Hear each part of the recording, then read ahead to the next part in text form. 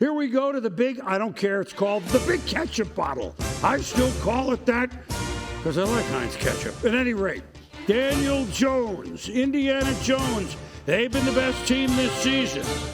First drive, just the way Shane Steichen and Jones draw it up. To Alec Pierce, this time early in the game, between two Steeler defenders for 36 yards. Jones a sneak.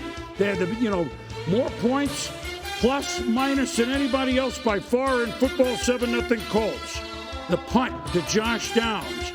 It hit the ground. Oh, it hits him. Wait a minute, Brandon Echols says, I got it. Yeah, he tried to get out of the way. Ball bounced and hit Downs. It's a muff. Steelers take over. You can't return a muff, so they get the ball right there. Danny Smith has been the special teams coach forever. Look at him. You know he's fired up. Steelers, 4th and 3. Aaron. Darnell Washington. Boy, kept throwing to the big guy, huh? So they don't get anything off that 7-0. So Pittsburgh can't lose an opportunity like that. Come on, the Colts are... Well, wait a minute. TJ Watt said, we don't care what the Colts are. I do this. Fumble. Sack calls fumble. They've been waiting on TJ Watt to make some big plays. He made a couple today. So the Colts, usually very good-handed with the ball, not on this day. And what happened? Second quarter, Jaylen Warren, as a result, in the end zone, and we're tied at 7. But these are the Colts of 2025. Under 5.5 to go in the half. Peyton Wilson with the pick, and he's churning it down to the 14-yard line. 3 turnovers already. Aaron Rodgers, move. Pat Fryer, move. 17-7 Steelers at the half. Steelers? Remember the second half against Green Bay? They're defensively nothing. This is a different day. Wilson deflects the pass. Jack Sawyer ends up with it. Really good job. If you're not going to get the quarterback sack, get your hands up. Great job by Peyton Wilson. Now, after the interception, fourth quarter, same drive, Warren. Hey, they didn't run for a lot, but when they had like 18-yard drives, we run for a couple. 24-7, Aaron Rodgers, Steelers way up. Alex Highsmith. It's supposed to look like this. Knocks the ball out. Derek Harmon for Pittsburgh. Again, this was the game they've been waiting on. Watt, Highsmith, those edge rushers getting to Indiana Jones. Then sends up to a field goal. It's 27-10. Colts have scored 27-17. Going deep for Pierce and Jones, but Joey Porter Sr. cheering Joey Porter Jr. 6 turnovers. They pick off Jones 3 times. They force 2 fumbles from him. You get the picture. They also sacked him 5 times. Pittsburgh defense wins it 27-20. Aaron Rodgers says, yeah, baby. This was a really important win for us, though, to not lose 3 in a row, to not go to 1-3 at home, and to kind of get that big elephant that was starting to try and jump on the backs of the defense, which is made up of media and, outside conversation about them. So we're all human, and I think those guys felt, pretty upset, had a little red ass about what's been going on. So I'm proud of them, the way they came back and responded. Well, he did smile. I know. I feel it, right? I didn't see it, though. Bears, Bengals. Look, once again, we get the Bengals in the top section of the show. Although Caleb Williams against Joe Flacco. Look, tricky Bears on 4th and goal at the 2. Caleb to Adunze to DJ Moore to Caleb Williams. Tricky Bears. Tricky Bears. Everybody loves a version of the Philly special. But we were only warming up in this game. I mean, every week the Bengals play a pinball game. They're like Dallas Jr.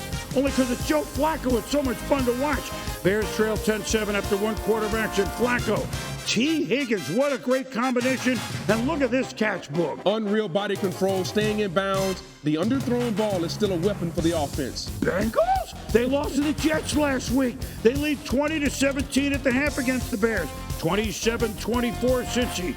Brittany Brown. I thought the London games were over. No, it's a touchdown. Bears win 31-27. Again, we're only starting. 5 minutes to go in the game. 34-27 Chicago. Tricky Bears again. Hand up from Caleb to Moore. Bounces outside. Now follow me on this. The challenge by Zach Taylor was he fumbled before he went out. It should be maybe our ball. Yeah. What did they find out? Touchdown Bears. Ah. Really? I challenged, but they scored? Oh, my God, the Bengals. But Joe Flacco doesn't care. Noah Fant with a touchdown. 41-35. They're down by 6 because they get a 2-point conversion. You can't recover an onside kick unless it hits Chicago's foot. They did. Yeah, once the ball hits Chicago, then it's a free ball. Doesn't have to go 10 yards. Good job there by the Bengals. And so, you get an onside kick. You challenge, but you give up a touchdown.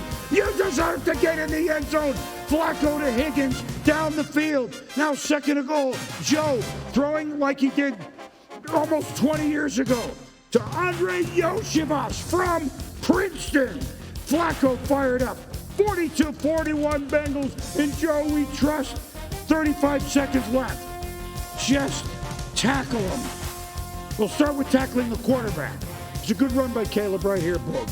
Really good job by Caleb, just eluding the defenders, keeping the play alive, understanding I got to get up and give it to the referee so he can spot it. Very next play, 25 seconds to go. Williams to Colson Loveland. Boing, boing. How about some arms?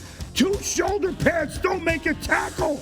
It's Colston Loveland. He loves it in Cincinnati. Just a really poor job by the defenders, tackling with their shoulders, not wrapping up, and Loveland taking advantage of it. Are you kidding?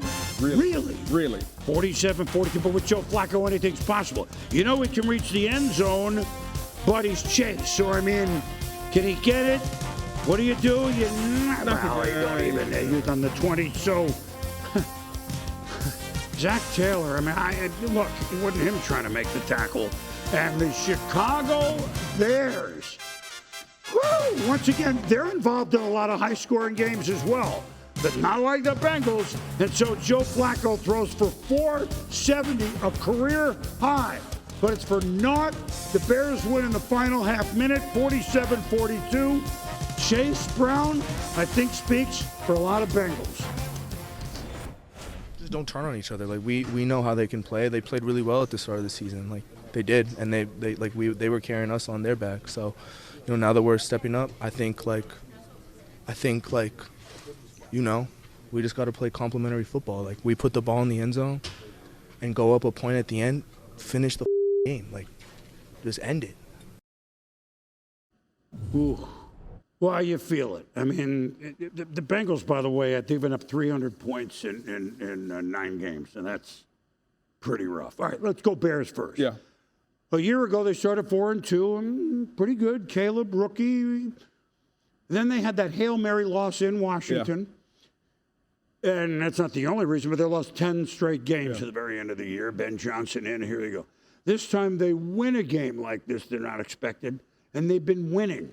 So all is not, perfect yet. Correct. But it's a different feeling, and you can see it on the field. It's a different feeling because they feel like they have a guy from an offensive standpoint and the head coach that gets the quarterback to play to a high level. Caleb Williams wasn't perfect today, but he played to an extremely high level.